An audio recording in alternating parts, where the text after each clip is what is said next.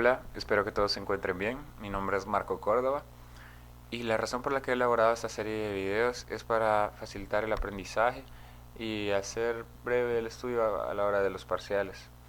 Entonces vamos a empezar con la práctica número 4, que corresponde a conformación interna de tallo encefálico, la cual he dividido en dos partes, en la conformación interna de médula oblonga y la conformación interna de puente y mesencéfalo. Vamos a recordar cómo es la conformación externa del tallo y vamos a ver la médula oblonga inferiormente, el puente y el mesencéfalo. Vamos a ver que lo que nos interesa a nosotros de la conformación interna del tallo encefálico es reconocer los núcleos de sustancia gris, además de nosotros poder ser capaces de trazar los impulsos tanto que ascienden como los que descienden por las vías y tractos más importantes. Vamos a reconocer ya el primer corte de médula oblonga, que es a nivel caudal. Voy a mencionar las estructuras más importantes de cada corte porque hay varias estructuras que se repiten, o sea, que están todos los cortes y sí vamos a reconocer su ubicación, pero voy a hacer énfasis en las que nos pueden preguntar. Entonces aquí vamos a observar estas fibras que se están decusando, que son las fibras que vienen en las pirámides, que son fibras córtico-espinales que descienden desde la corteza y van hasta médula espinal. Pues estas fibras se van a decusar a este nivel y nos van a servir de límite entre el tallo encefálico y médula espinal. O sea, todo ese corte es el límite entre el tallo encefálico y médula espinal. ¿Por qué? Porque aquí está la decusación de las pirámides. Vamos a ver también un par de núcleos importantes y tractos también. He puesto imágenes, estas ilustraciones antes de ciertas imágenes para ubicar mejor las estructuras.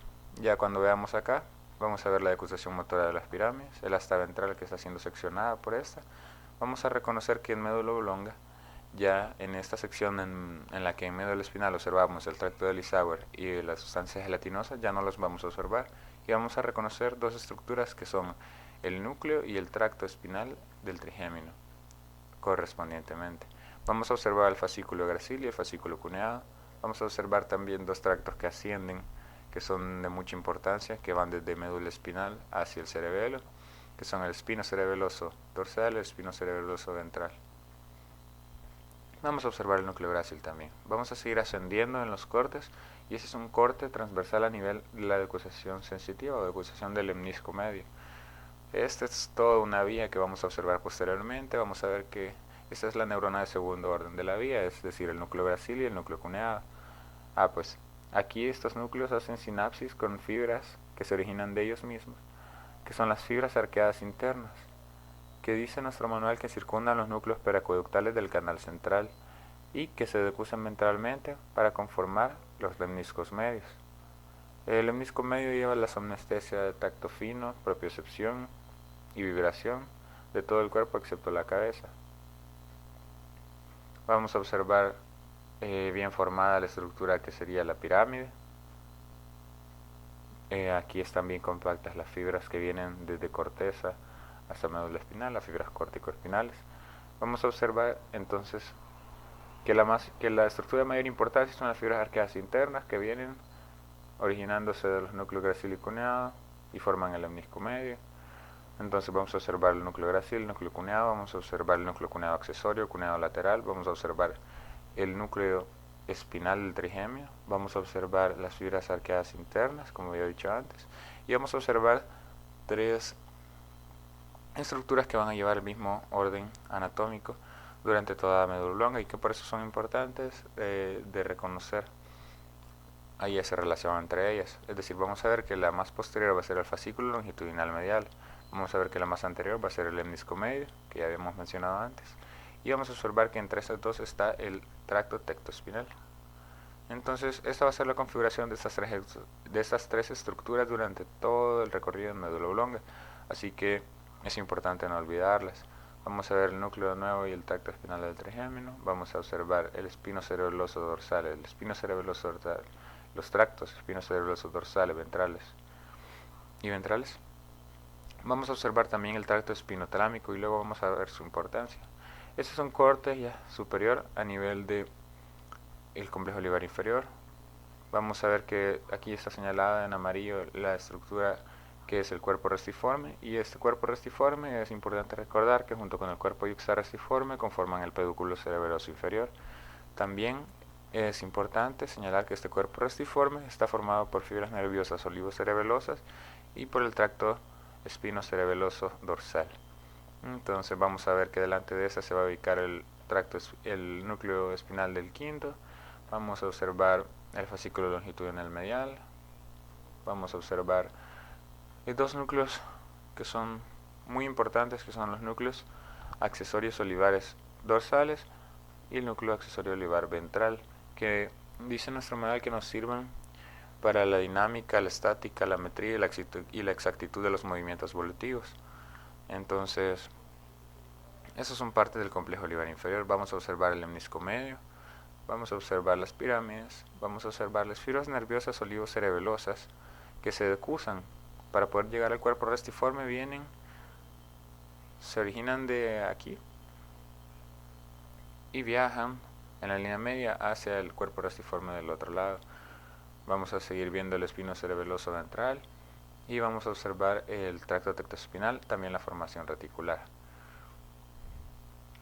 Vamos a ver en este corte de complejo olivar inferior, que es a nivel de complejo olivar inferior, que es importante. ¿Por qué? Porque dice nuestro manual que es la estructura característica de médula oblonga, así que es importante señalarla y no olvidar que se encuentra en médula oblonga el complejo olivar inferior y que es la estructura característica.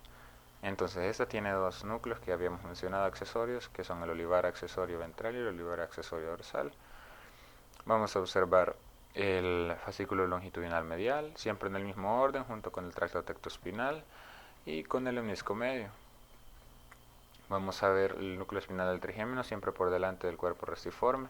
Vamos a observar la formación reticular y vamos a observar dos núcleos importantes, que son el núcleo vestibular medial y el núcleo vestibular inferior, que si vemos están a la par, pero se pueden diferenciar uno del otro, así que es importante no confundirse y no hacerlo notar bien. Vamos a ver que en la cavidad del cuarto ventrículo vamos a observar los núcleos del hipogloso y el núcleo dorsal del vago. Vamos a observar también el núcleo solitario. Este es un corte a nivel del surco bulboprotuberencial, es decir, la división entre la médula oblonga y el puente.